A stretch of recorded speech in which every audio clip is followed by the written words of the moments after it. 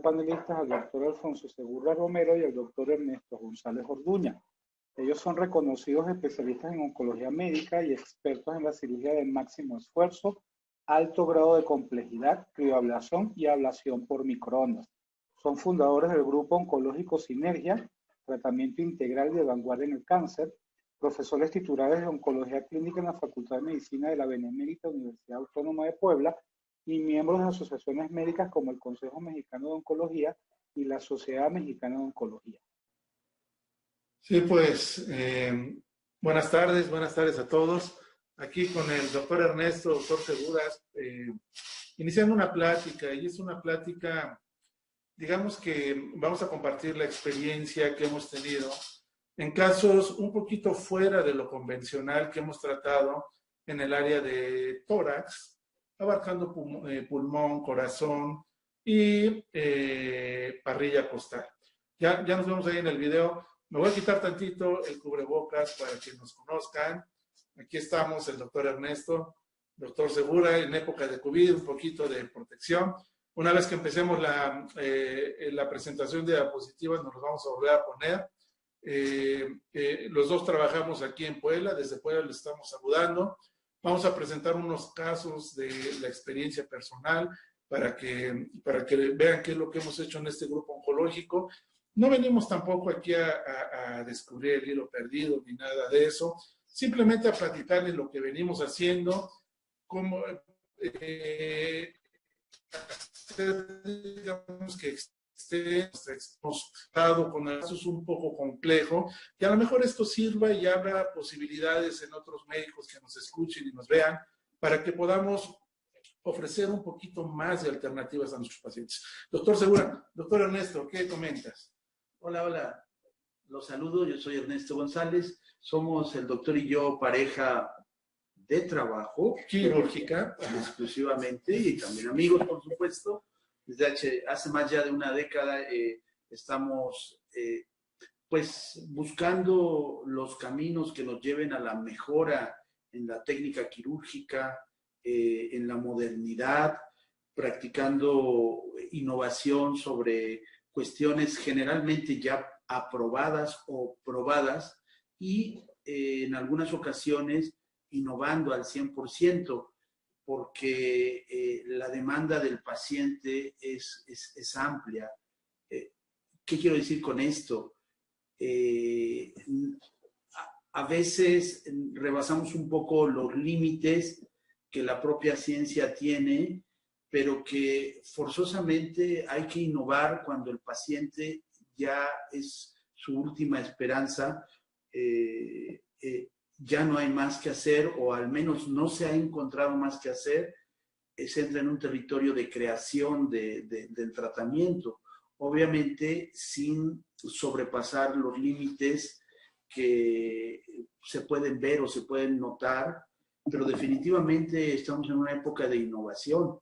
No es para menos, no solo en tecnologías como crioablación, como electroporación, microondas, radiofrecuencia, aunque específicamente estamos muy enfocados a la criocirugía sobre todas las otras, y en búsqueda de ganglio centinela guiado por gamma sonda. Ahora en muchas partes del organismo es que se está haciendo, y otras tecnologías que rebasan el tema de esta plática. Y es un proceso creativo, mes con mes, día con día, año con año. Y bueno, pues de manera introductoria es ese comentario. Por eso esta plática a lo mejor van a ver cosas cero convencionales. Quizás ni siquiera pongamos ejemplos de tratamiento de un tumor pulmonar de 2 centímetros con crío, porque ya es, entre comillas, un poco ordinario, sino vámonos al siguiente nivel. Cuando ustedes noten lo que se puede hacer con crío, entonces su imaginación les va a dar, bueno, si están resolviendo esto con crío, pues cosas mucho más pequeñas, mucho más sencillas, por supuesto que son más accesibles. Por eso la plática fue diseñada un poquito, en cierta forma, con algunas situaciones, digamos, extremas. Doctor Segura. Bueno, pues sin más vamos a iniciar la plática. Voy a Voy a cambiar ya la pantalla para iniciar las diapositivas.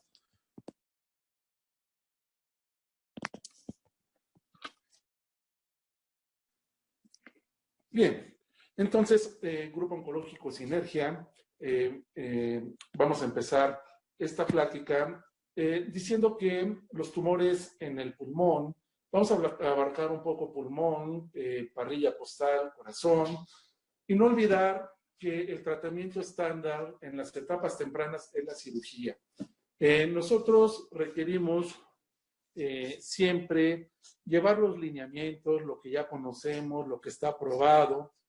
Comentaba hace rato el doctor Ernesto que ni siquiera vamos a ahondar mucho en esto porque son, digamos, algo que es un poquito más estandarizado. De hecho, si ustedes checan las guías del NCCN, el 3-2020 apenas de este año, se van a dar cuenta que en los lineamientos del manejo quirúrgico incluso ya se mencionan las ablaciones térmicas, incluidas las ablaciones con calor, radiofrecuencia y crioablación. Entonces, aquí el tema es, ¿qué pasa con aquellos pacientes que sí son operables, que se pueden quitar esos tumores, pero su estado general no lo permite? Tiene como comorbilidades, tiene una reserva pulmonar limitada, tiene algún otro tipo de enfermedades que no nos permiten hacer o someter al paciente a una cirugía de este tamaño, o incluso que el paciente diga, doctor, mire, yo he leído de otras técnicas, yo no quiero que me abran el tórax, yo no quiero que me quiten una buena parte del pulmón, y ya leí que se puede hacer este tipo de tratamientos. ¿Cuál sería la respuesta que nosotros daríamos a este tipo de pacientes?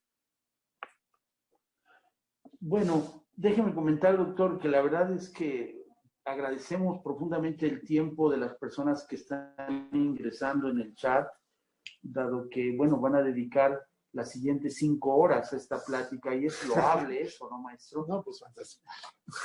No, pretendemos a lo mejor en 40 minutos terminar la charla, quizá un poquito menos, ya veremos. Bueno, el maestro estaba avanzando, hablando de las etapas tempranas en el cáncer pulmonar, en el que puede emplearse la tecnología. En este caso, vamos a empezarnos a enfocar un poquito más en la crioablación, que es la congelación de tumores, pero también hablaba de bueno, ahorita le voy a pedir que nos comente, déjenme introducirle al doctor Segura, para esta diapositiva, y nos hable de los tumores avanzados, que hoy día ya se está justificando bastante el empleo de la crioablación, no solo en tumores pulmonares o metástasis, bueno, estamos hablando de pulmón, tumores pulmonares iniciales, sino justamente en el territorio paliativo se está ocupando esta tecnología. Coméntenos de la publicación del doctor Das de este año 2020, doctor. Miren, ya se han hecho estudios, se han hecho ensayos, incluso en etapas avanzadas. Aquellos pacientes que han recibido quimioterapia, radiaciones, y que no han tenido una respuesta favorable a la misma, y hablo respuesta favorable a que han tenido un estatismo, no ha podido disminuir el tamaño pulmonar y hacerse operable, el paciente se le acaban las opciones, que de hecho que justamente fue el trabajo del doctor Das, en el cual prueban cuál es el resultado comparando microondas y crioterapia, crioablación en las etapas avanzadas. Lo dejamos como una herramienta más para poder utilizar en cáncer de pulmón en etapas avanzadas. Y todavía escalamos un poquito más. ¿Qué pasa en los tumores metastásicos? Aquellos tumores que están en sitios anatómicos complejos, aquel tumor que está muy pegado a grandes vasos del corazón, pulmonares, aorta, cava, o que está infiltrando parte de la parrilla postal, del mediastino, incluso del esqueleto, ¿no? Las vértebras están ya involucradas por el tumor. ¿O qué pasa con aquellos pacientes que su tumor fue originado en otro sitio y tiene varias metástasis pulmonares? Justamente de eso se habló en la última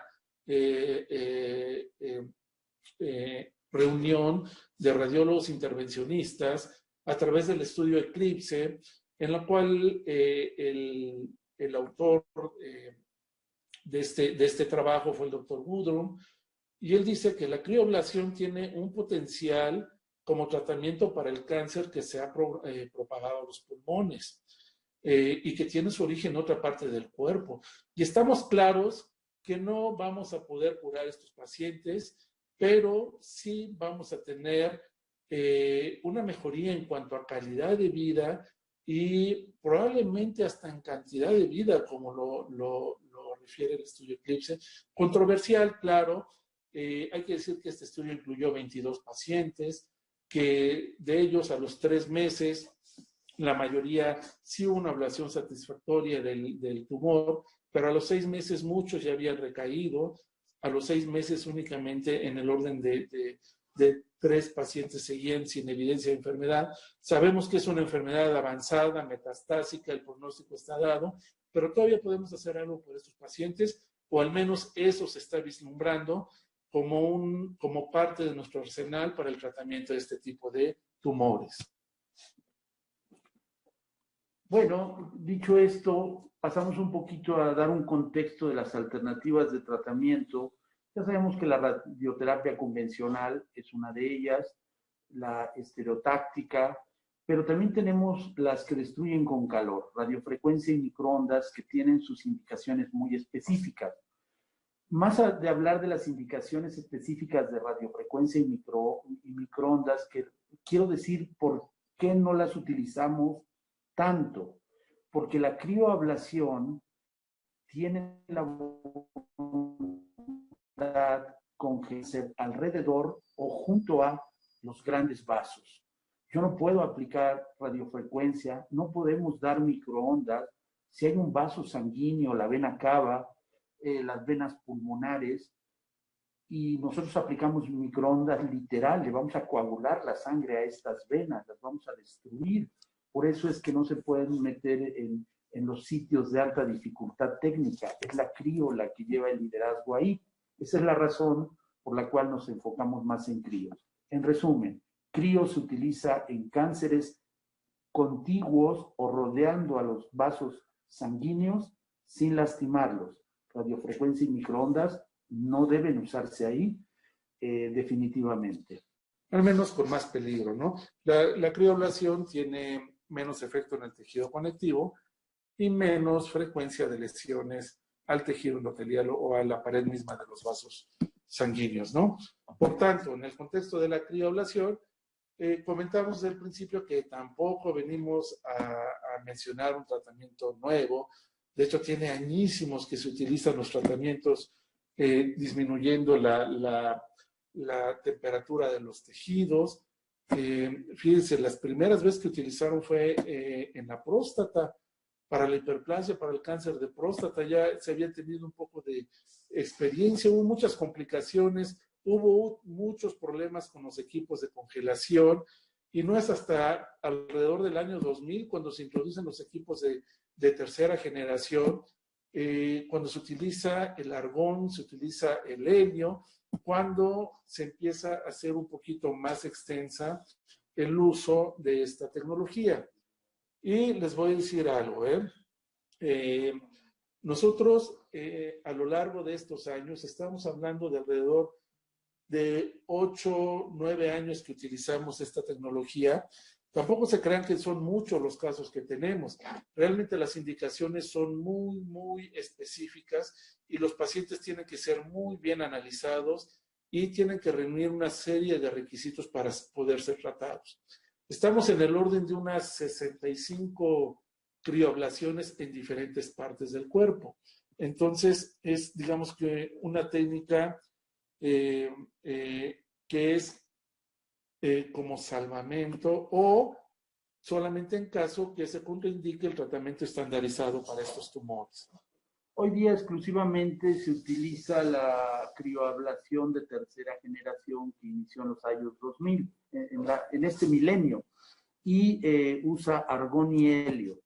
En ese sentido, estos son los gases nobles, el argón y helio, que tienen la propiedad, bajo el principio de Joule-Thomson, de en el momento, están condensados y en el momento de ser liberados, producen frío o calor. En el caso del argón comprimido, en el momento que es liberado y pasa a través de la aguja, lo que ocasiona es la congelación de una manera rápida, expedita. Y en el caso del helio, lo que ocasiona su paso por la aguja, ahí ven el dibujo de cómo circulan los gases dentro de estas criosondas especiales para hacer circular estos gases a alta presión. El helio calienta al ser liberado y el argón es el que enfría. Entonces, ¿cuál es el mecanismo de acción? ¿Qué va a suceder cuando nosotros liberamos frío, liberamos helio y bajamos la temperatura de una forma inmediata? La temperatura, hablando del pulmón, la temperatura crítica para producir necrosis de esos tumores en el pulmón es de menos 40 grados centígrados. Pero voy a decirles algo, nosotros bajamos la temperatura más allá de menos 130, 140 grados centígrados. Nosotros podemos tener una velocidad de congelamiento lenta y rápida. Eso nos va a definir cuál va a ser el efecto letal sobre el tejido. ¿Y cuál es el principio? Entre más tiempo sea el descenso de la temperatura y más baja la temperatura, mayor va a ser el efecto letal de esta disminución de la temperatura.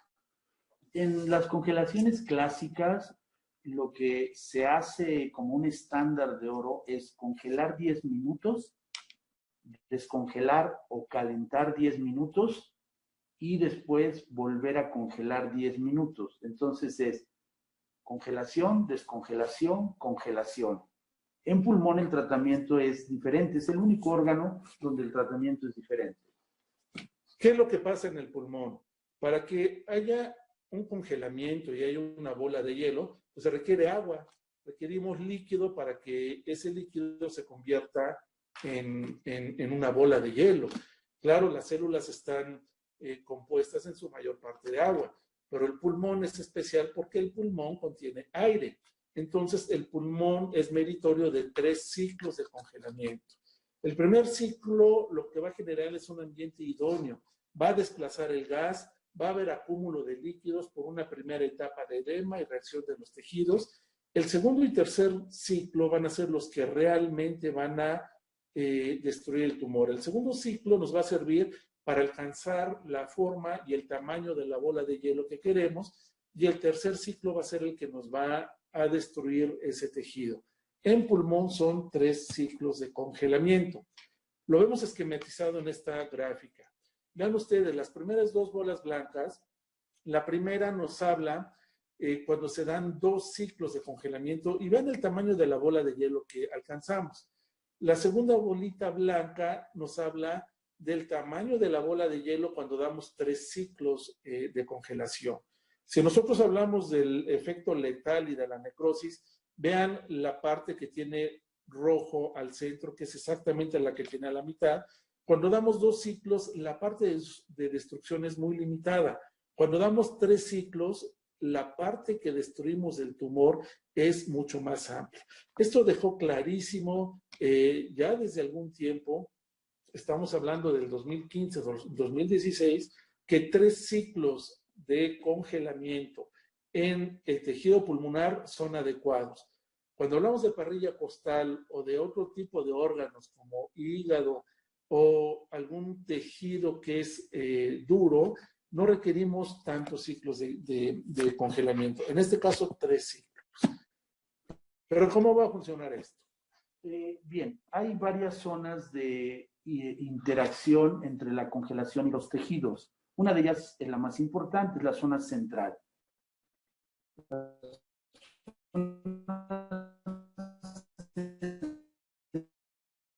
Congelación, que va a haber una salida de líquido intracelular hacia la zona extracelular que tiene una presión osmótica más grande.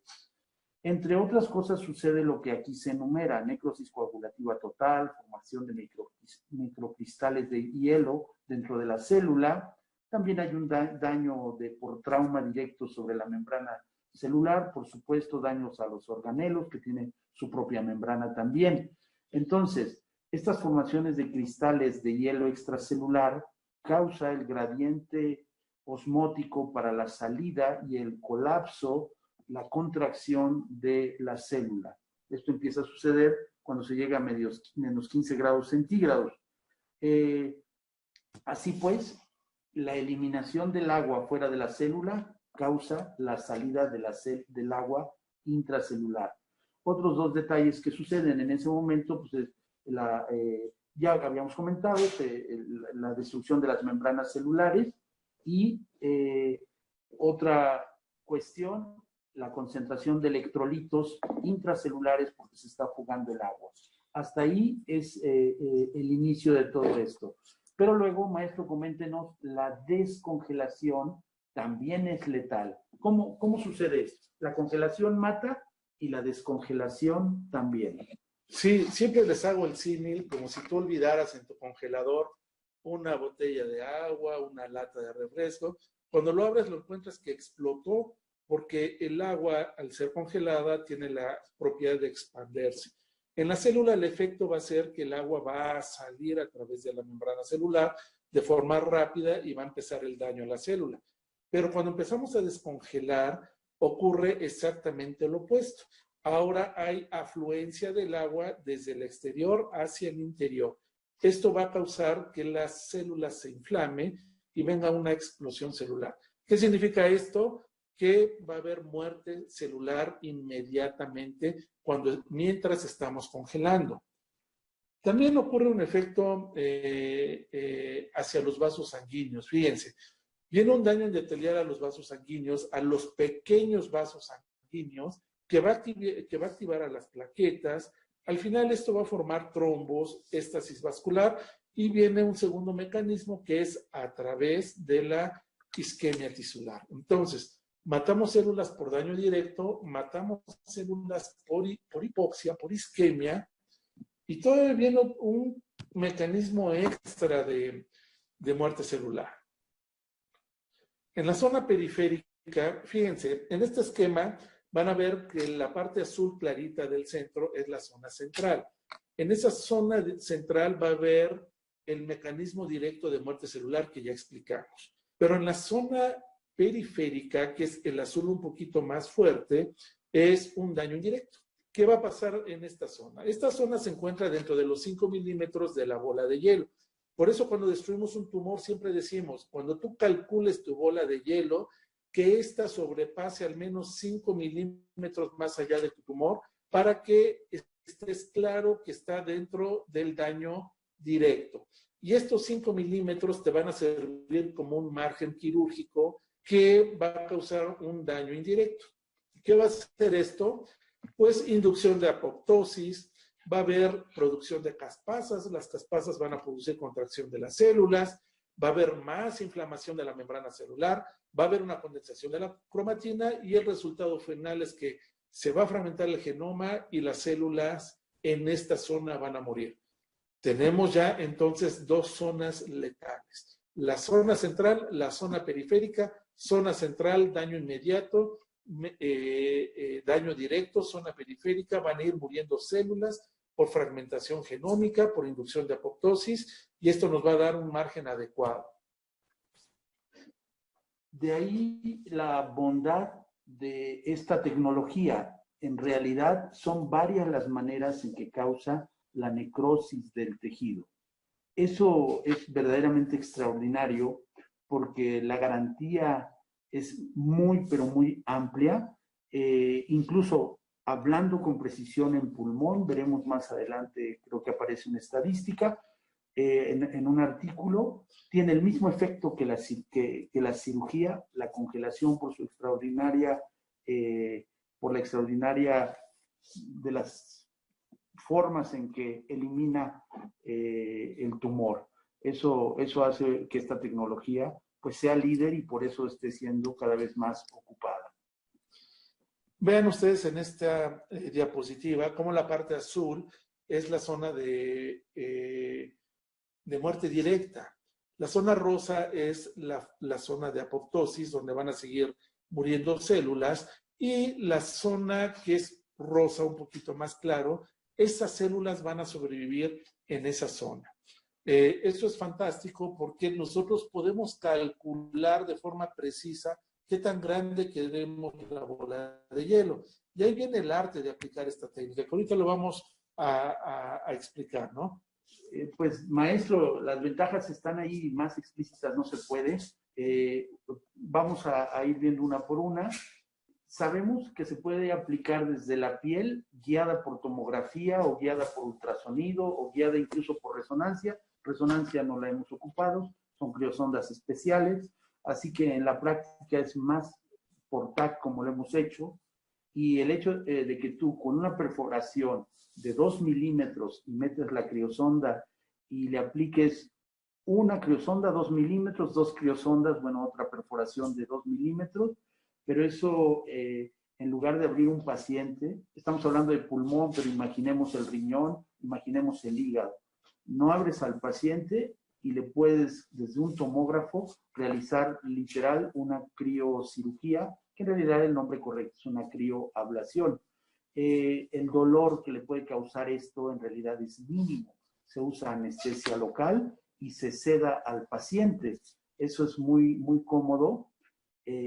Sedarlo con su midazolam, con su fentanil. El paciente está en un viaje en ese momento, se le aplica anestesia local y así, de esa manera, puedes estar trabajando en el tomógrafo, lo que antes era una cirugía abierta o a lo mejor laparoscópica, pero recordar que si el tumor, pues todavía digas es el orificio para sacar al tumor en la laparoscópica, y aquí no. Entonces tiene una bondad pues muy, muy grande. Permite, ya dijimos, esto, y lo vamos a ver creo que en la próxima diapositiva, nos permite ver en vivo, bueno, literal en vivo, el área que se va congelando y cómo, en el caso de tumores pequeños, cómo va rodeando al tumor y deja de verse en un momento dado el tumor, lo único que se ve es negro, el que es la bola de hielo. Eso se puede ver literal en vivo con ultrasonido o cada vez que el aparato de tomografía hace cortes mientras está la congelación, etcétera. Y ya dijimos al principio, puede aplicarse cerca de los grandes vasos y lastimarlos.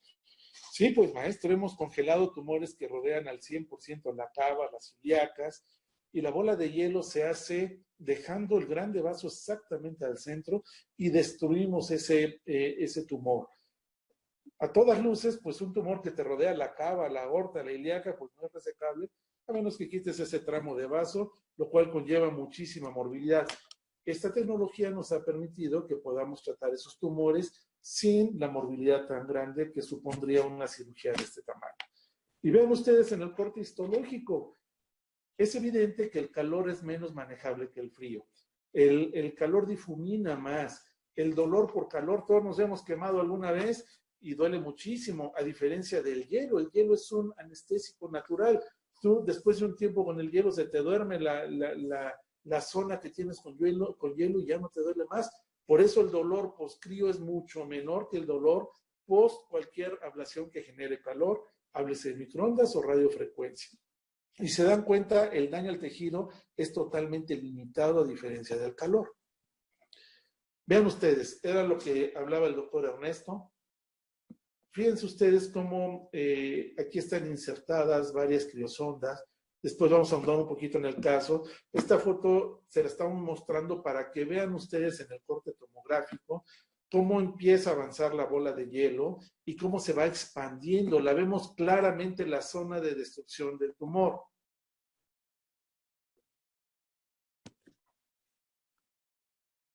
Entonces, es una técnica de mínima invasión, no requiere tanta estancia hospitalaria.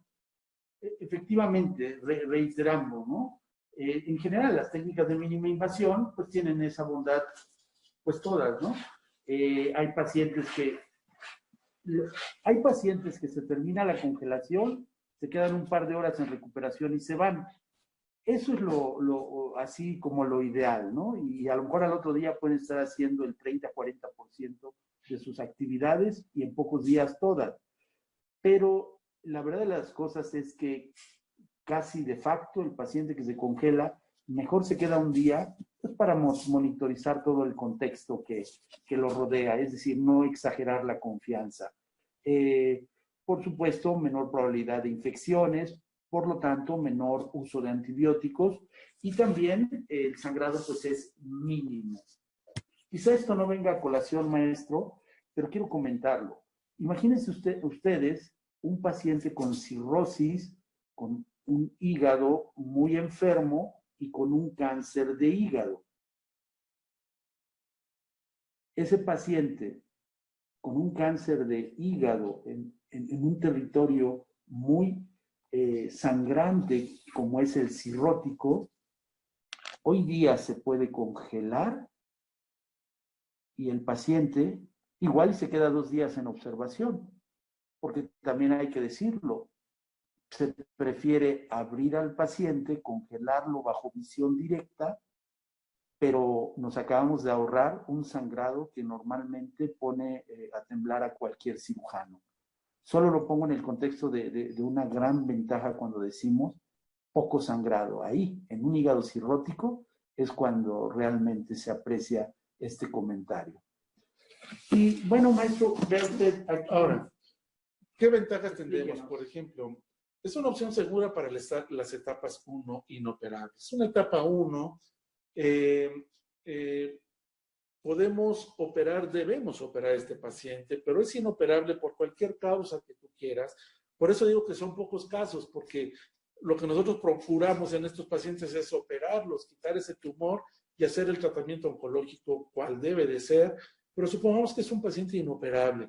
Ya tienes una tomografía, tienes un PET scan que te dice cuál es el estadio de los ganglios del mediastino, si estás hablando de un N1, de un N2 o incluso de un N3, para que en realidad este paciente no debió haberse operado, sino recibir tratamiento de inducción.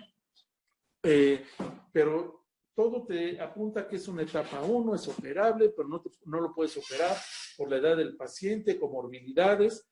Entonces, incluso el objetivo es curativo. La recurrencia locorregional son de 36% a 5 años. Y cuando hablamos de sobrevida, ve cómo son muy similares las sobrevidas con crioablación, radiofrecuencia y cirugía sublobada. Porque cuando tú tenías pacientes que estaba contraindicada incluso una lobectomía, pues hacías una cirugía sublobar, pero incluso puede irte mejor con este tipo de tecnologías y sin que te abran el tórax, o bien con una toracoscopía, metes un catéter, un cuerpo muy delgadito de 3 milímetros o un poco más grueso a través del cual ves dónde está tu lesión, la estabilizas, clavas tu criosonda y congelas, ¿no? Y aparte, pues te sirve para tomar una biopsia de cualquier ganglio que puedas ver ahí, ¿no? Pero es muy diferente a hacer una toracotomía y quitar un segmento del pulmón. Y hay algunas recomendaciones técnicas. Garantizar que el frío está, la bola de hielo en la imagen está más allá de 5 milímetros del tumor. Las criosondas es bueno probarlas porque ya nos ha tocado ver criosondas que no generan la bola de hielo. Entonces, antes de aplicarse, se prefiere probarlas en agua. Se verá un videíto casi enseguida donde se están probando las criosondas. Por TAC es lo más común, también el ultrasonido, poco común por resonancia magnética. Y hay tumores, si es muy pequeño, con una criosonda es suficiente, pero se pueden aplicar simultáneamente hasta 8 en el mismo momento y aplicarlas con cierta estrategia para que la bola de hielo se vaya sumando y se forme un verdadero bloque si el tumor es mayor. En el caso del pulmón, 3 ciclos de congelamiento, resto de órganos, 2 ciclos. Y los ciclos de congelamiento del pulmón, se ha dicho, el primero es más corto, 5 minutos, un reposo de 10 minutos, un congelamiento de 10, otro reposo de 10 minutos y un último congelamiento de 10. Y aquí tal vez la parte más importante es saber utilizar las criosondas. Nosotros lo que hemos hecho mucho Ernesto y yo es, y esta es la parte tal vez del expertise, saber cómo, digamos, cómo combinar las criosondas. Hacer un mapa mental de qué tamaño quiero la bola de hielo, porque todas las criosondas van a empezar a sumar para el fin, el resultado final ser una bola de hielo que sobrepase los márgenes del tumor por al menos 5 milímetros y colocarlas de forma tan precisa que se produzca el daño letal que requerimos. A veces no lo logramos con una sola aplicación de la crio, sino requerimos repetirlas. Pero vean ustedes más o menos un esquema de cómo van sumando, dependiendo del tamaño del tumor, la cantidad de criosondas que requerimos nosotros colocar. Van a ver ustedes aquí un video de cómo las probamos, porque hay algunas que necesitamos calcular de qué tamaño va a ser la bola de hielo, de qué grueso va a ser la criosonda y cómo van a ir insertadas cada una de ellas para que se sume.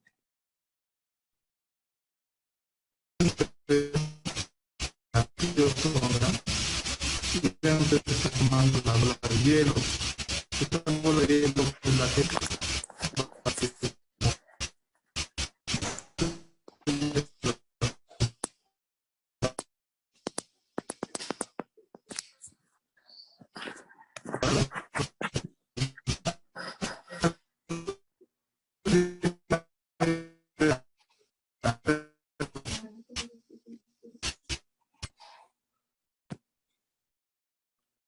Bien, entonces, cuando hablamos de parrilla costal, incluso pulmón con tumores que están muy pegados a la parrilla costal, la indicación más clara o más importante de hacer una crioablación son tumores que están muy pegados a las estructuras mediastinales, cerca de grandes vasos, cerca del corazón, etapas avanzadas.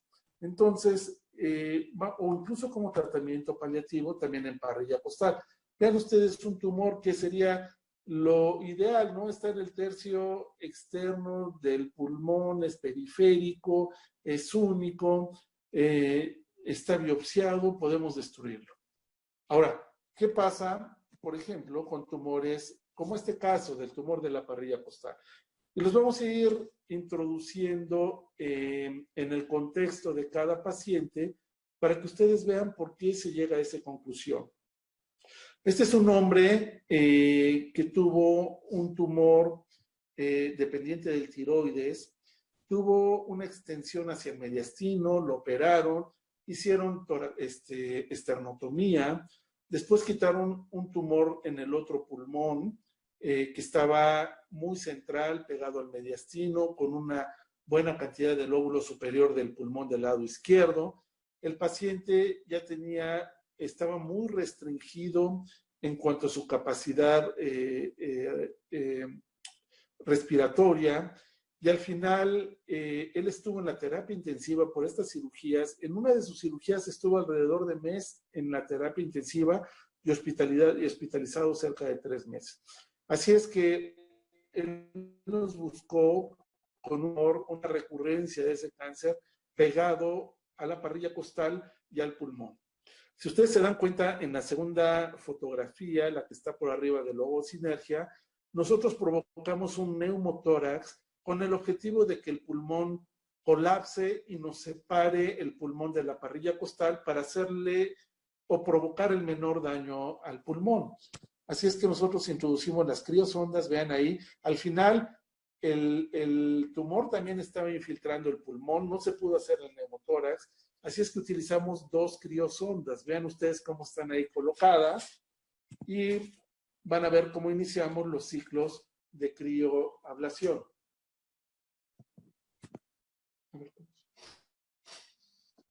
Estamos dando el segundo ciclo de congelamiento.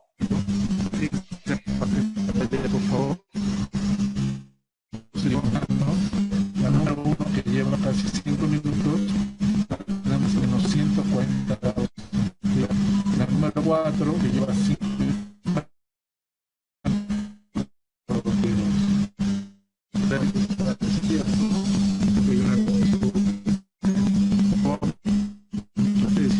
Y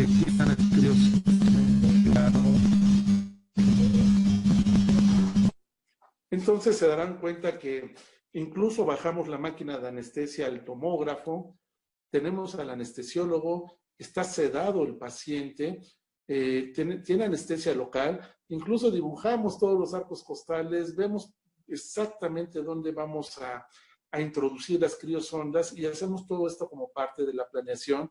Y por supuesto, lo hacemos el doctor Ernesto y yo, que somos cirujanos oncólogos, pero también siempre nos ayudamos, nos apalancamos de un radiólogo con experiencia en intervencionismo. Ahí está un ejemplo en un territorio en el que estaba contraindicada la resección de una gran metástasis de un tumor germinal. Dada la dificultad técnica para quitarlo, se eligió la necrosis vía la aplicación de criosondas y la congelación. Bueno, ya también estamos en un tratamiento, en un territorio de tratamiento paliativo y con mucho menos riesgo se obtuvo la necrosis de este gran tumor y tiene otra bondad. Se puede intervenir, dar un periodo de descanso y reintervenir si es que alguna porción del tumor quedó todavía por congelar. Y esto es por el gran volumen. Normalmente la congelación se ocupa en volúmenes pequeños. Sin embargo, dado el artículo que se revisó al principio, pues ya se está autorizada volúmenes más grandes y de difícil acceso. Este es un clásico ejemplo de esto. Y vean ustedes cómo las criosondas llegan exactamente al margen del tumor y después lo que hacemos es retirar esas, damos todo el ciclo completo de congelación y luego retiramos las criosondas en el orden de 5 centímetros y damos otro ciclo completo, es decir, las 2 etapas de congelamiento, porque esto no es tumor, es mediastino posterior, y destruimos el resto del tumor.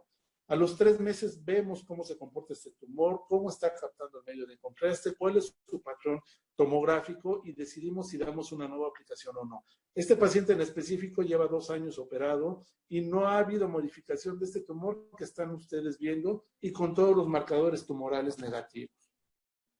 Vean ustedes aquí cómo están introducidas las criosondas, cómo llevamos el control radiológico, cómo vemos la imagen tridimensional y hasta dónde estamos llegando con nuestras criosondas para poder lograr el congelamiento que nosotros deseamos. Vamos a poner, como lo vemos en la pantalla, este mismo paciente, la introducción de las criosondas.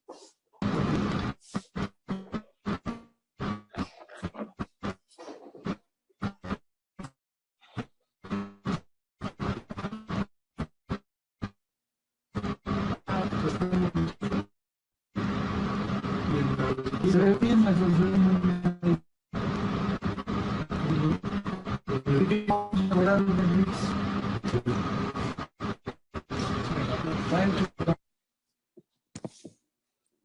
Ok, y ven ustedes, esta ya es la segunda etapa cuando hemos retirado las criosondas y estamos dando el segundo tratamiento ahora hacia la parte posterior del tumor. Si ustedes me preguntan, doctor, ¿destruyó todo? Pues no. En realidad habremos destruido el 90% del tumor y lo mantenemos en estrecha vigilancia para ver cuál es el comportamiento y vemos si requiere algún ciclo más de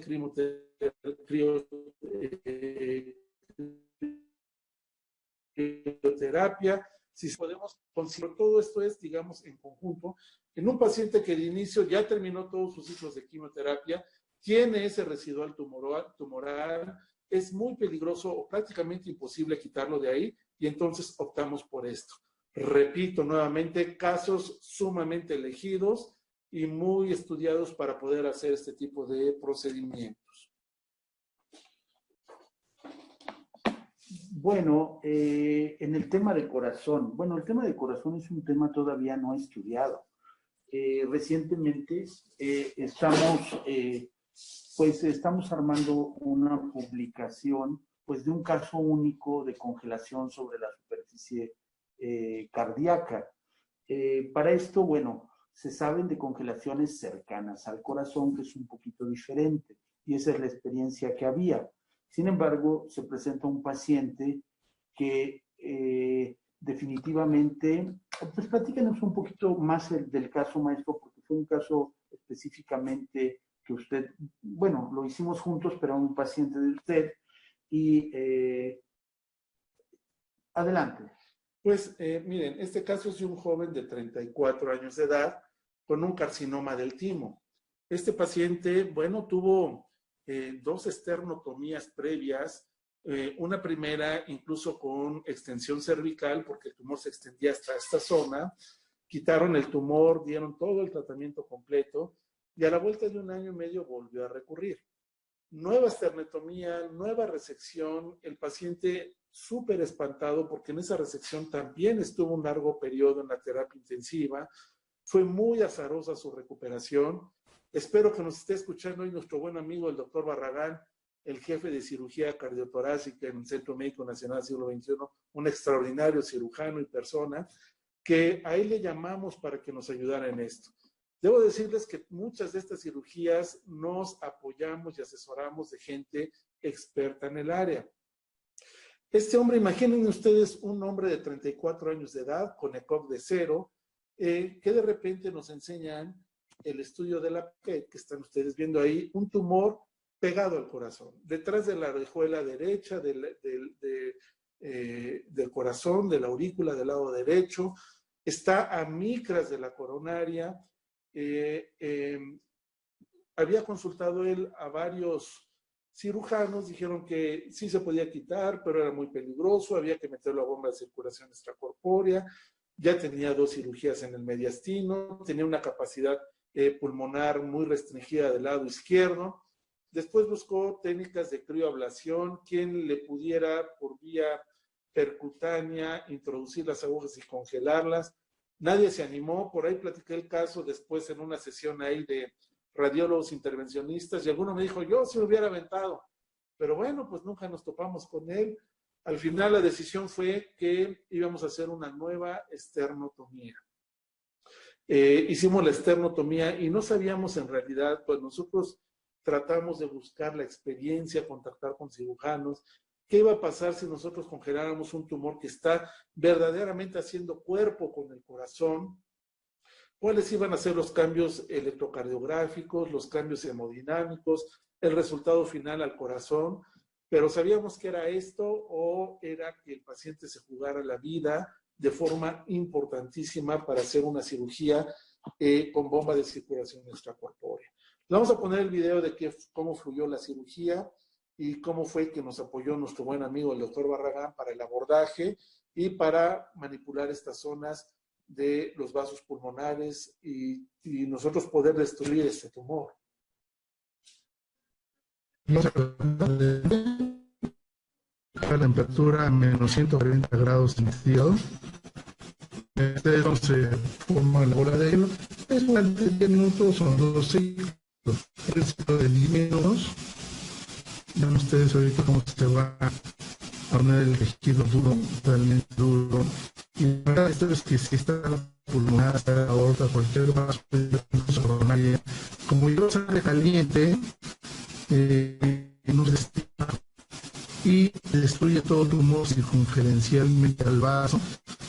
Esto podamos esperar un control de la enfermedad. Veamos que empieza a hacer bola de hielo. Empieza a hacer la bola de hielo. Si hay algún cambio hemodinámico o en el del corazón, lo hace ahorita. Fíjense ustedes ahí la bola de hielo, esto blanco que empieza a aparecer acá. Bueno, ahorita ya las ondas están fijas, ya no se pueden mover, está circulando el argón a través de ellas. Circulando el argón, perdón. Ponemos el segundo video para que vean cómo va evolucionando. Esta es una foto, vean cómo ya está formada la bola de hielo y estamos muy pegadas a las coronarias. A un lado pueden ver el pulmón, al centro los vasos pulmonares, que dicho sea de paso, en abordaje hubo una lesión a la pulmonar del lado derecho que fue reparada de forma extraordinaria por el doctor Barragán, pero ya muy complejo el mediastino. Y vean el video de cómo va avanzando la máquina de crioterapia. tenemos las dos sondas que estamos utilizando. Una de ellas a menos 45 grados centígrados, la otra también a menos 45 grados centígrados, por un lapso de 3 minutos 20, 3 minutos 20, vamos a hacer 10 minutos. Para ustedes, vean ustedes la bola de hielo que ya se muy pegado al corazón. Es un bloque de hielo, lo tiene el paciente pegado al pulmón, ventrículo y por atrás a la orejuela de la aurícula. Bien, y para comentarles, este paciente estuvo hospitalizado 7 días. Él estaba muy espantado porque uno de sus internamientos duró prácticamente mes y medio. Estuvo intubado, tuvo traqueostomía, tuvo muchísimo dolor, estuvo muy malas condiciones. Y les comentaré que en 7 días él se fue a su casa. Estuvo en terapia intermedia, nunca estuvo intubado en ventilador. Él estuvo extubado con muy buen control del dolor.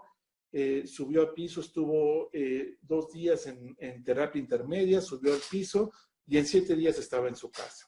Entonces, para que vean las bondades versus una resección de esta caladura cerca del corazón, ¿no? Entonces, comentábamos que se está haciendo una revisión más o menos exhaustiva para ver si hay casos similares de congelación sobre la superficie, sobre, bueno, invasión incluso de miometrio de miocardio, y bueno, no se ha encontrado todavía ninguna publicación que hable de esto. Por lo tanto, el único apoyo que hay es de congelación de tumores cercanos a esa zona, como lo que hay escrito hasta ahorita. Entonces, pues es una obligación también moral publicar este caso una vez que se verifique. ¿Qué tiempo tiene de operado, doctor? ¿4 o 5 meses? No, tendrá 1 año o más. Ya tanto. Sí, lo estoy viendo y pienso que, vaya, está tan cercano el caso, pero ya pasó 1 año. Su chequeo, ¿no? Que ya está entonces próximo para verificar por tomografía o por PET la presencia la ausencia del tumor y poder entonces llevar a cabo la publicación de que resultó exitoso. Pero también podemos... ya se avanzó en esa parte, es que tiene apenas unas semanas que lo platicábamos. Así es. Y bueno, pues ya me comenta que ya se avanzó en ese sentido. Entonces, bueno, pues la idea es completar el caso y publicarlo, ¿no? Ahora, ¿cómo seguimos al paciente?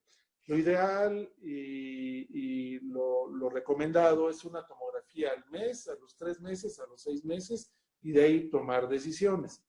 De inicio, ustedes van a notar un aumento en la lesión por toda la cascada de inflamación, cicatrización, incluso en algunos tumores, por ejemplo, en próstata, tú la congelas y lo primero que vas a ver es un aumento del antígeno prostático de próstata, del antígeno prostático, perdón. Si destruyes un tumor, un hepatocarcinoma, vas a ver un aumento del alfa-fetoproteína. En este periodo de tiempo se va a ver un aumento del tamaño de la lesión, que después va a empezar un decremento, va a empezar a disminuir.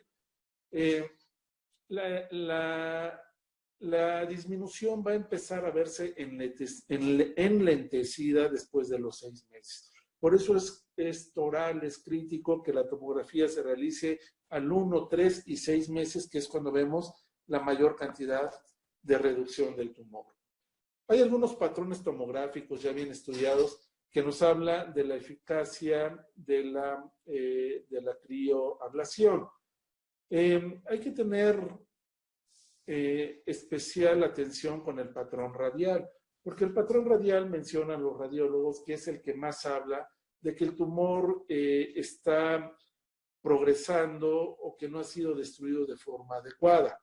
Puede haber zonas de consolidación, atelectasia, adelgazamiento pleural, pero en general desaparece la lesión. Antes de la plática me estaba enseñando Ernesto un tumor que destruimos por congelamiento en el hígado, y es increíble cómo lo ves ya necrosado. Yo tengo pacientes en el cual queda una bola, un tumor ahí, pero ya fibroso, y cuando tú le das medio de contraste no capta. La captación es importantísima para que nosotros veamos el efecto de la crioterapia. Dentro de las complicaciones, pues ahí claramente se ven las frecuentes y también le pusimos las graves, ¿no? El neumotórax es frecuente, estamos hablando de pulmón, por eso de facto a muchos se les pone un neumokit que mide unos 3 milímetros y extrae aire y no deja regresarlo. Incluso se les pone antes para crear el neumotórax y poder trabajar un poco más cómodamente. La hemoptisis, el derrame pleural, un poco de tos. A veces si la criosonda quedó muy cerca de la piel, pues podemos tener necrosis de algún fragmento muy pequeño, milimétrico.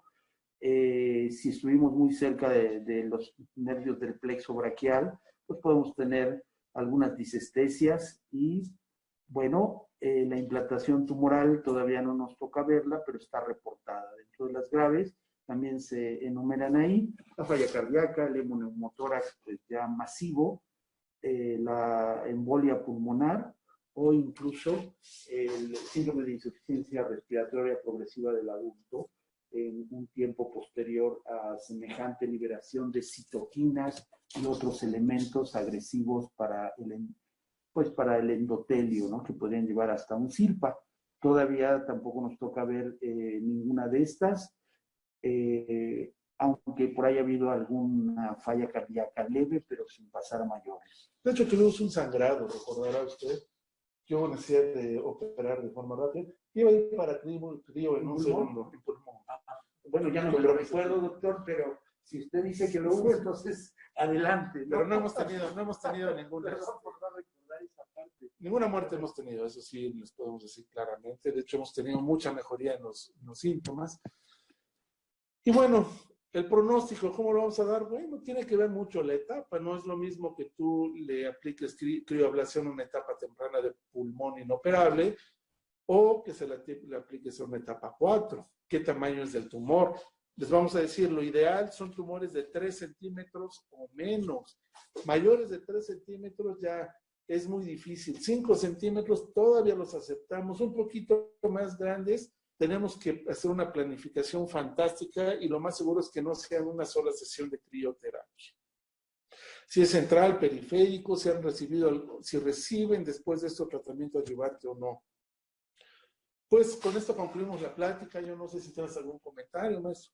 Pues yo creo que si hay alguna pregunta, nos vamos sobre las preguntas, doctor. Ok. Muchísimas gracias hasta el momento. Adelante. Vamos a poner el video para que nos vuelvan a ver. ¿Les parece bien? Bueno, muchísimas gracias a los doctores Segura y González.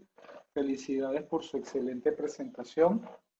De verdad que siempre es un gusto escucharlos comentar estos casos tan complejos y tan interesantes, y lo que siempre procuramos es el bienestar de nuestros pacientes.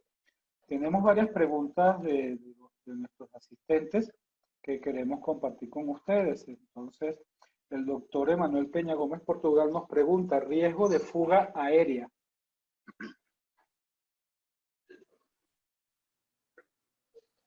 Específicamente, no sé si se refería a neumotórax o ya a una lesión mayor del bronquio. En la experiencia tan corta que tenemos en este tipo de tumores, todavía no se presenta sobre la práctica. No, digo, el neumotórax ya lo comentamos en las diapositivas finales, pero no está reportada una complicación que así específicamente se comente, ¿no? Fuga aérea. Estamos claros que se refería al neumotórax, porque la literatura incluso no la contempla esta, y tampoco nosotros la hemos visto, de no ser pequeños neumotórax. Ahora, cuando hablamos de neumotórax, que bien decía el doctor Ernesto, hay varios factores que predicen que este paciente tenga neumotórax. Por ejemplo, si es un trayecto largo de pulmón que hay que atravesar para aplicar la crioterapia, esto se refiere a tumores que son más centrales que periféricos, es decir, tumores periféricos que están en el tercio externo del pulmón son menos susceptibles de neumotórax. Y generalmente el neumotórax se resuelve de forma adecuada con la colocación de un tubo torácico. Y nosotros nunca hemos tenido, digamos, una fístula bronquial, ni siquiera la hemos visto reportada, pero sí se ha reportado hasta en una tercera parte de los pacientes neumotórax, pero en términos generales se controla bien. Okay. También el doctor Peña Gómez nos pregunta si trabaja con biopsia previa o transoperatorio. En términos generales, todo lleva biopsia antes de la cirugía. No sé si algún caso lo hemos manejado distinto, pero no recuerdo. Todos son con biopsia. Yo ¿no? creo que todos los biopsia. pacientes que hemos manejado son con biopsia previa. Aunque, a ver, permítame preguntarle yo mismo a usted, doctor. Este paciente de cáncer del timo es solo la imagen del PET scan, pero se conocía historia de carcinoma del timo. Pero recurrente, ¿no? Es primario, ¿no? Así es. Entonces se ve en el PET la zona esperada incluso de recurrencia y aparece claramente ahí sobre el corazón. Así es. Pero los primarios todos han entrado con biopsia previa. Todos biopsiados, así es. En el caso de paliativo, de tratamiento paliativo, ¿en qué sentido o qué condición clínica favorece? Nosotros comentábamos, y así lo maneja también la literatura, que para empezar el paciente requiere tener un buen ECOG, es decir, debe de tener un buen estado funcional. ECOG de 0 o ECOG de 1. El paciente requiere haber fallado a los tratamientos convencionales, que estamos hablando quimioterapia paliativa, o que ya se han agotado sus oportunidades y que se ha llegado al efecto máximo de la quimioterapia, incluso de radioterapia si fue administrada en algún punto. Que el riesgo de hacer una crioablación no exceda, digamos, que el beneficio del tratamiento paliativo y que el paciente tenga una sobrevida mayor de 3 meses. Si el paciente tiene una sobrevida menor, pues no tiene ningún objeto a hacer este tratamiento. Y sí, se ve mejoría. En realidad, bueno, dicho con otras palabras, el paciente requiere estar o asintomático o con pocos síntomas. Y más del 50% del tiempo fuera de la cama en el día. Esa es así como una condición mínima, porque si el paciente ya está encamado, pues tampoco vale la pena tocarlo, ¿no? Incluso la quimioterapia, la mayor parte de las veces ya no está indicada tampoco en un paciente encamado. Y haciendo honor a la pregunta previa, doctor, ¿qué ocurre cuando nosotros le tomamos, es decir, vamos a congelar metástasis? Pues muchas veces ya no se requiere biopsia de la zona y a veces, quizá ante la duda, se requiera un transoperatorio. Pero sí, en ese sentido, tratándose de metástasis, pues muchas veces ya no se toma biopsia, hay que decirlo. ¿A qué distancia de los grandes vasos esa bola de nieve y descongelamiento que margen de dispersión? No tenemos una distancia. De hecho, les voy a decir algo. Este tipo de tecnología es fantástica cuando muy adyacentes a los vasos sanguíneos. Porque comentábamos al principio que el riesgo quirúrgico de quitar una lesión que está circundando un vaso grande, en este caso en pulmón, puede ser la cava, puede ser la aorta, los vasos pulmonares. Bueno, nosotros la podemos administrar porque el daño al tejido conectivo es muy bajo y en general los vasos no sufren de un daño y podemos destruir esto. Tal vez aquí el arte es, si lo vas a hacer guiado por tomografía o por resonancia, pues es colocar la criosonda. En ese contexto, Ernesto y yo, como lo vieron en los casos que presentamos, en algunos casos hemos preferido operar, identificar de forma en tiempo real los vasos y colocar de forma precisa las criosondas. Claro, un muy buen radiólogo intervencionista con experiencia te puede colocar una sonda, que también lo hemos hecho de forma percutánea, pero peligroso. No hay una distancia, ¿eh? Se puede colocar adyacente incluso a los vasos sanguíneos. Incluso complemento esta disertación de algo que estrictamente no está practicándose, pero nosotros también ya lo llevamos a la práctica. Un tumor muy pegado a un vaso sanguíneo que por alguna razón, sobre todo una vena, que no va a ser sustituido por una prótesis para vena, si está muy adherido y el riesgo de que la vena se perfore es muy grande, podría convenir cortar el tumor adyacente a la vena y lo que quedó adherido a la vena, congelarlo. De esta manera se logra llevar a cero la presencia de tumor. Pero es una modalidad, pues un poquito, ¿cómo decirlo?, ingrata desde el punto de vista que hay una política de no disrupción de tumores. Entonces, tenemos un tumor sólido que sí se puede cortar, que se encuentra adyacente, por ejemplo, 6-7 centímetros de una cava, probablemente el hecho de cortarlo pegado al vaso y luego congelar lo que quedó sea el mismo equivalente a haberlo disecado. Pero a veces la disección se hace imposible. Técnicamente no es posible, a pesar de que hay una experiencia grandísima en disecciones finas de vasos sanguíneos. De aquí se me viene a la mente aquellas disecciones incluso de arterias, maestro, ilíacas, carótidas, que por disecarse a la fuerza del tumor, unos días después se han roto espontáneamente porque la vasa vasorum del vaso quedó deteriorada y termina la presión del vaso rompiéndolo.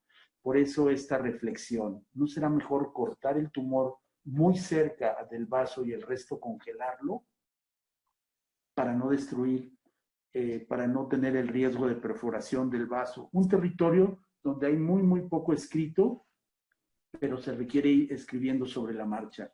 Mucha controversia, pero bueno, sería la experiencia, ¿no? Felicidades a los doctores y un saludo. ¿Han tenido oportunidad de hacer algún caso simultáneo de hígado y pulmón? Hígado y pulmón no. Sí hemos hecho el hígado con otras estructuras. Me viene a la mente, por ejemplo, un tumor neuroectodérmico primitivo del retroperitoneo que fue completado. Fíjense lo que está diciendo el doctor Ernesto. A este paciente le hicimos esplenectomía, una resección segmentaria del diafragma, una resección en cuña del estómago, una resección de la cola y el cuerpo del páncreas, pero ya pegado a la aorta había una zona que estaba infiltrando a la aorta.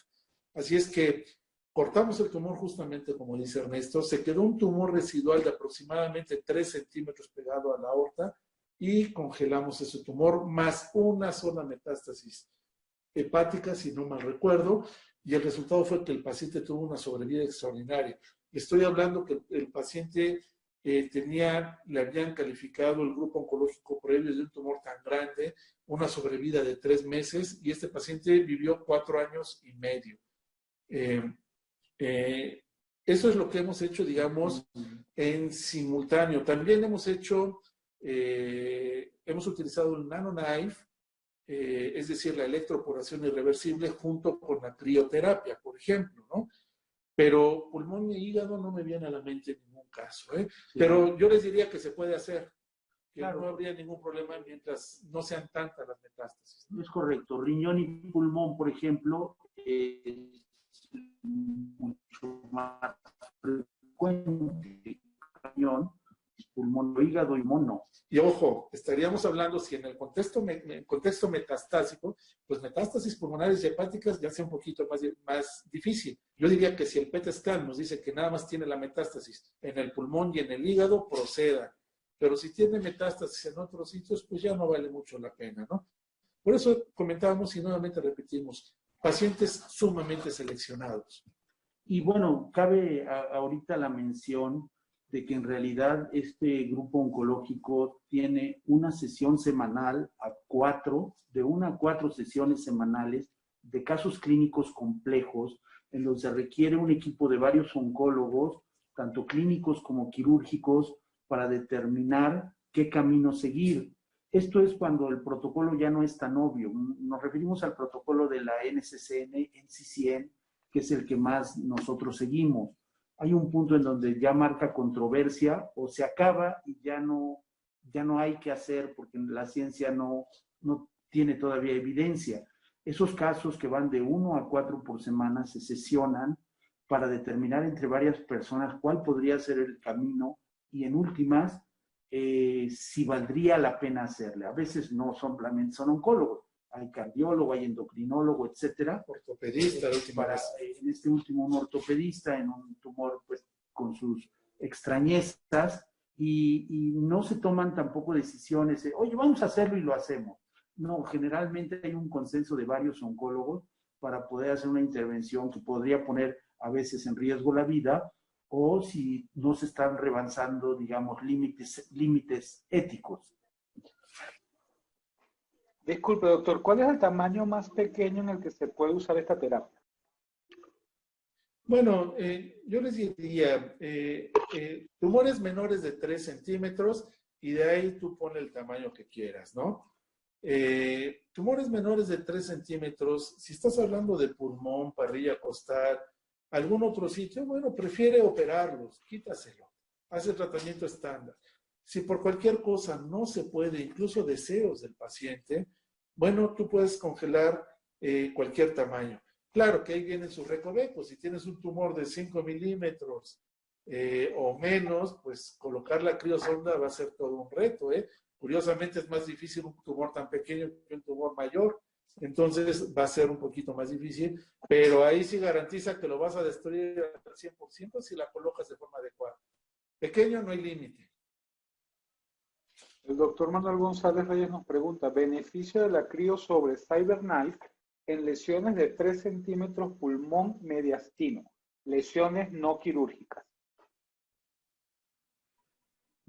Bueno, si tú tienes una lesión pulmón mediastino, deberás seguir el protocolo normal, ¿no? Estos pacientes, pues, no deben ser operados de inicio, ¿no? Deberán recibir, estoy pensando que el doctor habla de un N2 o a lo mejor de un N3. Digamos un N2 que está abarcando el mediastino contralateral, si quieres, pues el paciente requerirá recibir terapia de inducción. Ahora, si al final el paciente no responde y tú optas por esto, pues yo te voy a decir que el NanoKnife es fantástico, Es fantástico porque el NanoKnife tú puedes ponerlos cerca al bronquio, por ejemplo. Si tú pones esta terapia cerca al bronquio, puedes provocar una fístula, como alguno de los doctores comentó, porque no hay sangre caliente adentro que te pueda atenuar este congelamiento y te puede ser un hoyo en un bronquio principal. El CyberKnife no tienes ese problema. Pues si está la tecnología disponible y la sabes aplicar, yo sí optaría por la electroporación irreversible, bien aplicada, cuál debe de ser. Y bueno, ¿cuál sería el punto en contra? Pues que es carísimo, ¿no? Si el congelamiento pues tiene su costo, el CyberKnife es caro. Nosotros lo hemos utilizado, tampoco no en muchas ocasiones, sí tenemos experiencia en eso. Y bueno, pues es una belleza de equipo, ¿no? Mi respuesta sería, ocupe el CyberKnife si lo sabe utilizar. Bueno, yo tendría otra respuesta. Yo sesionaría al paciente y probablemente se tomara la decisión en una sesión clínica muy compleja, una pregunta difícil, compleja, que requiere tener sentado a gente con experiencia en estas tecnologías, incluso vía Zoom, por ejemplo.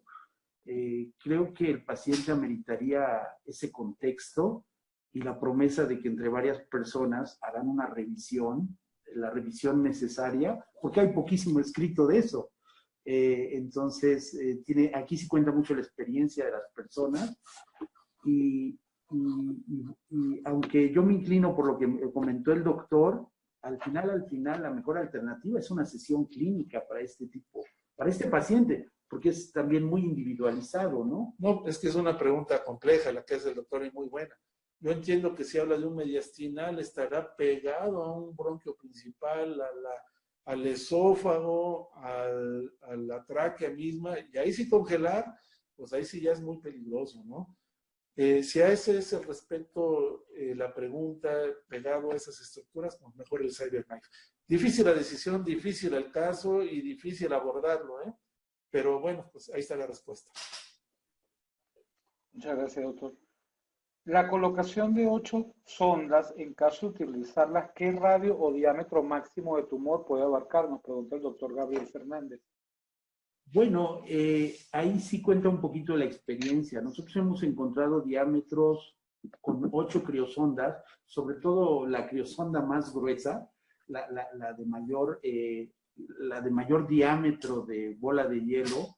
Yo creo que hemos alcanzado sin problema entre 8 y 10 centímetros, y en realidad es un bloque, ¿no? Es un verdadero bloque en cualquier órgano, ¿no?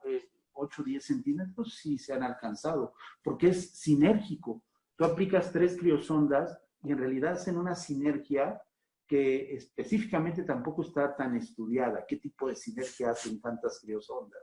Pero el promedio es 8 centímetros sin problema. Yo diría que 8 centímetros coincido, 10 centímetros ya muy difícil, 8 centímetros sí los va a alcanzar, pero requiere experiencia de quien las coloca. Es un juego de las criosondas que tú haces un mapa mental de cómo quieres la bola de hielo, si la quieres más larga que ancha, hacia dónde la quieres. Incluso es un juego de ir diciéndole al quien está manejando la máquina, ¿sabes qué? La criosonda 4, bájale porque ya está yéndose más allá del tumor, la otra auméntale, vamos a empezar a descongelar un poquito y la vamos a sacar un poquito más, vamos a reposicionar. Es todo un tema que te lo da la experiencia nada más. Y bueno, se supone que no estaría indicado para un tumor tan grande esta tecnología, aunque en el terreno paliativo es donde cambia ahora el paradigma. Y vieron un caso así, por cierto.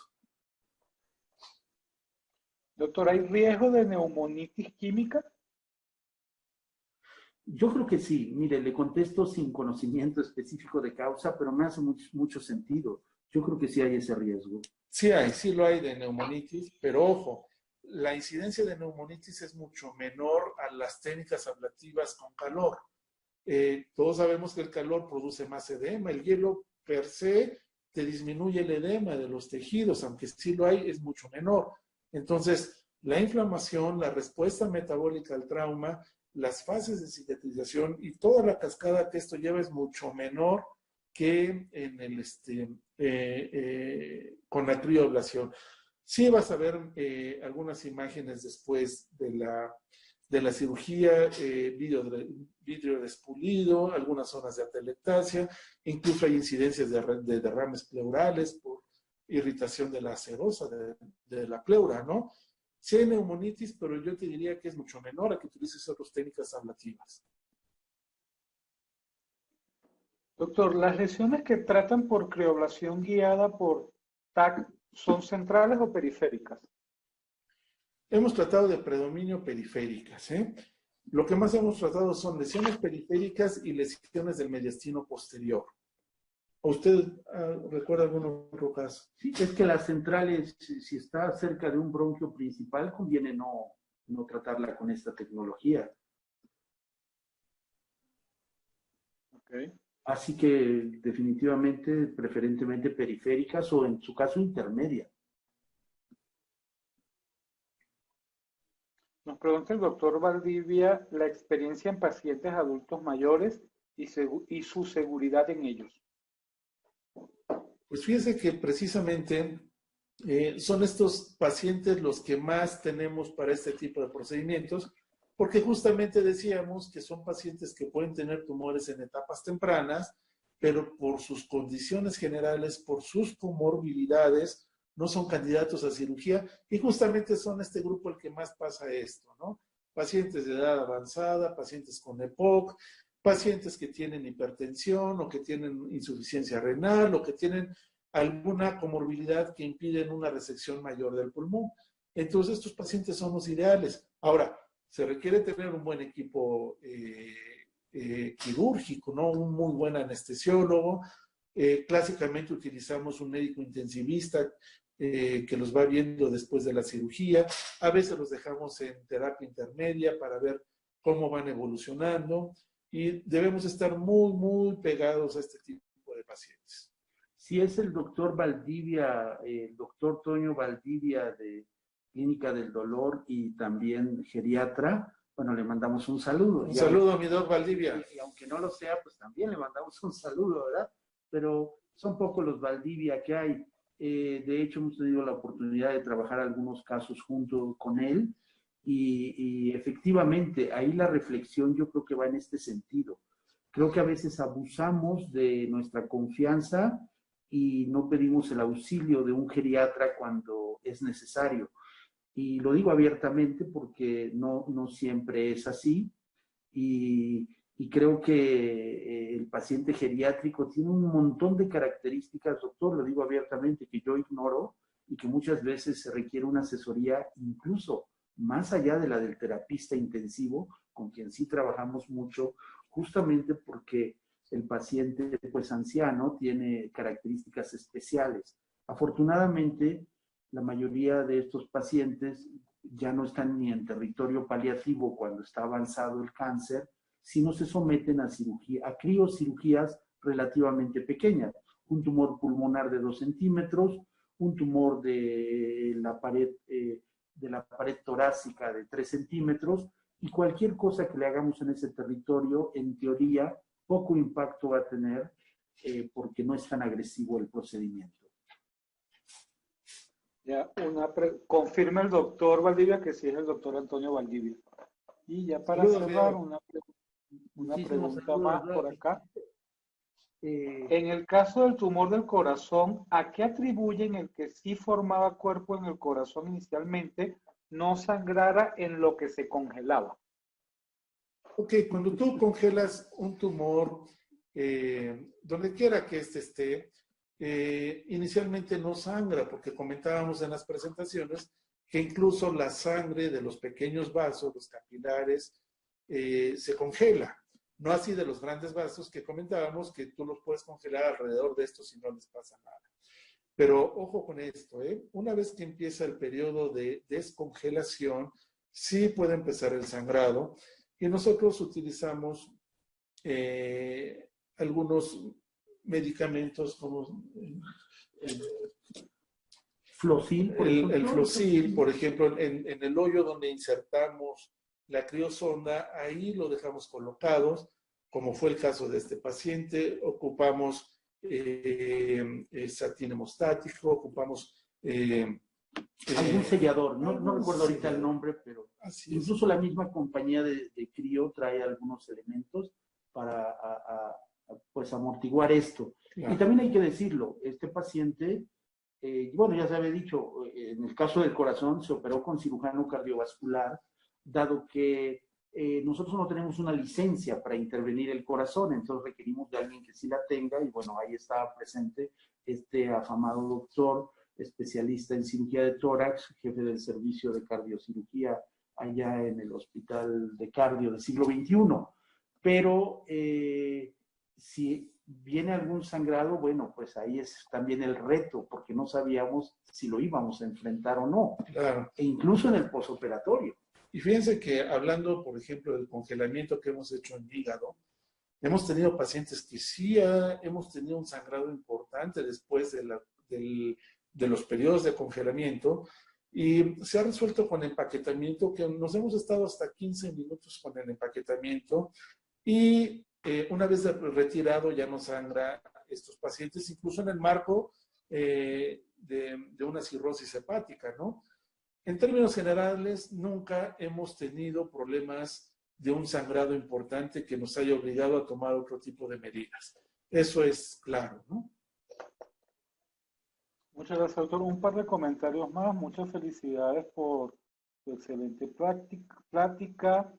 Pregunta el doctor Reyes. ¿Dónde fue la pregunta del doctor? Un momento. ¿Cuál es la mejor opción para drenaje luego de una crioablación? Alguna vez realicé un procedimiento de recurrencia en parrilla costal de un sarcoma y el drenaje de material acuoso duró semanas. Bueno, si tú tienes nada más drenaje, digamos, de líquido o un neumotórax muy pequeño, nosotros lo que clásicamente usamos y siempre estamos preparados es con un neumokit. ¿Qué es eso? Es un tubo muy pequeño, un dispositivo portátil que se pone a través de punción y lo dejamos ahí. Incluso tiene una válvula unidireccional y tiene una bolsa recolectora que el paciente puede cargar. No requiere estar cargando todo el Pleurovac, puede estar en casa, puede él mismo aprender a cuidarlo, y lo dejamos en el orden de 3 días, 5 días, nunca hemos sobrepasado ese tema. Si el doctor ha tenido un paciente que tiene derrame pleural que ha durado tanto tiempo, pues y es por causa tumoral, aunque lo haya destruido, yo esperaría ese periodo que él esperó para drenarlo, y si no, pues de plano considerar una pleurodesis, y se puede hacer también a través de esa misma sonda. En términos generales, no utilizamos tubos grandes, Totalmente de acuerdo. Si está dando lata un drenaje tan acuoso, tan incómodo, pues vale la pena la pleurodesis. Hay una pleurodesis muy rápida con quimiofármaco. Mitomicina, por ejemplo, se puede emplear para pleurodesis y es muy, muy exitosa. Hasta ahí el comentario. Bueno, ya solo nos queda agradecer a los doctores Segura y González por tan excelente participación. Siempre un gusto poder aprender de ustedes. Agradecer a todos los doctores que nos acompañaron como asistentes a esta sesión. Y bueno, quedamos a su disposición para futuros eventos y les haremos llegar a través del registro que recibieron nuestra información y alguna parte de esta plática para que sigamos trabajando juntos. De verdad que muchísimas gracias y para todos muy buenas noches.